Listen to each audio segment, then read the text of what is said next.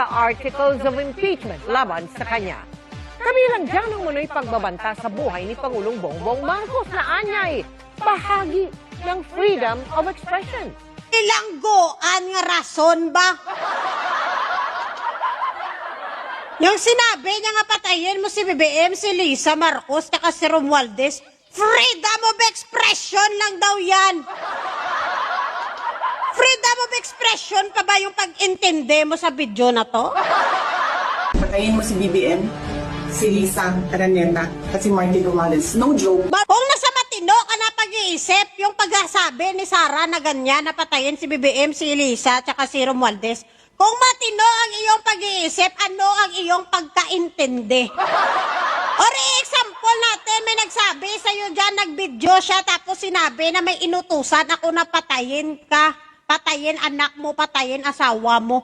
Ano ang unang tatakbo sa isip mo? Pagbabanta ba yan or expression lang, freedom of expression, mga linganga dides?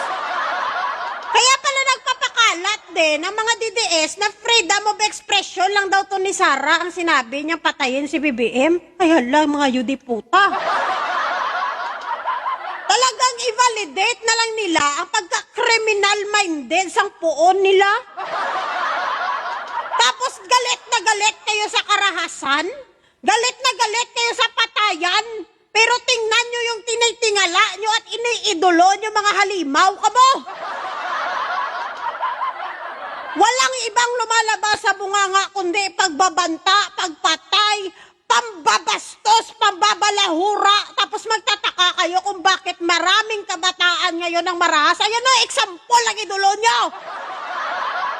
Best example yung hinahangaan nyo, mga criminal-minded.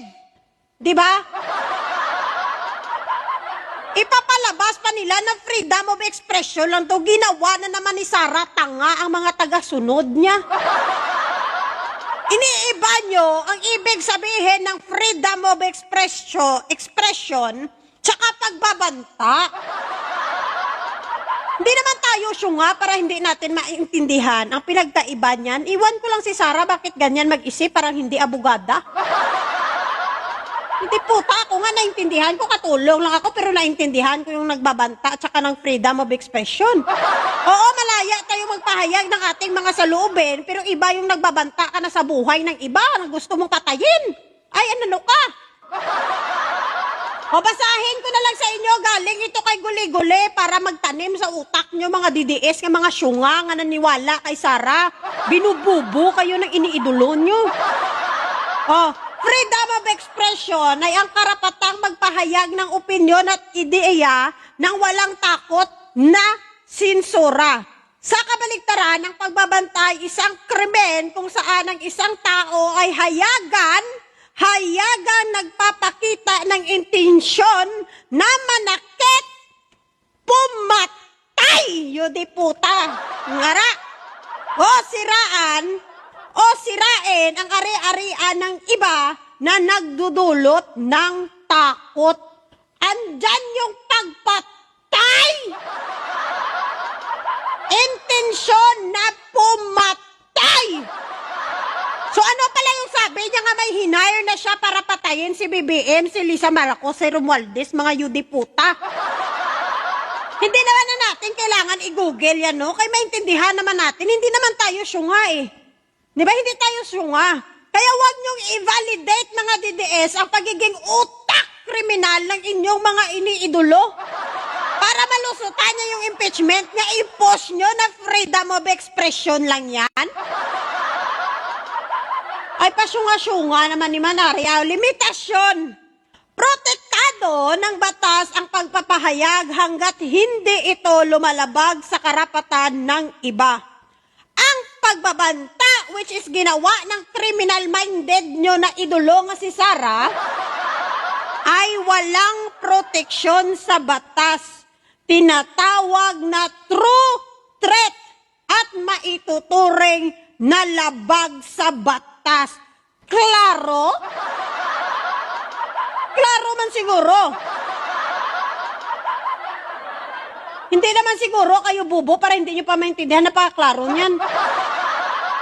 Kaya wag niyong ilusot sa atin, wag niyong ilusot sa amin na sabihin niyo lang na freedom of expression kasi hindi tanga ang mga Pilipino, didiis lang yung mauuto niyo. Kaya kita niyo yung mga vlogger niyo nagsisigawan na sila na freedom of expression lang yan ni Sara. Ay hala, mga yudiputa, criminal minded yung idol niyo.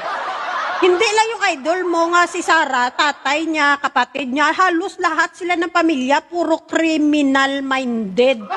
Yan ba yung tinatawag yung hindi adik, pero nag-iisip na pumatay? Oh my God! Kilabutan nga kayo mga animal? Diba? Kilabutan kayo sa mga iniidolo nyo.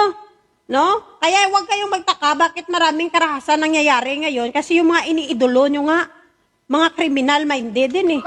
Pumapalakpak kayo pag nagsasabi silang patayin, si ganito, patayin, si ganyan. Di ba pumalakpak kayo at masaya kayo? Tapos magugulat kayo yung mga kabataan nagiging criminal-minded na din. Kasi nga, nakikita nila sa mga leader dyan, sa mga namumuno sa atin, sa mga politisyan natin na walang pakundangan nga karahasan ang lumalabas sa bibig. Ay, huwag kayong huwag niyong i-validate yung karahasan na sinasabi ni Sara. Ang pagbabanta niya para sabihin nyo lang ang freedom of expression, yung mga halimaw kamo. Sa diin kamo gimbuhi man sa Pluto.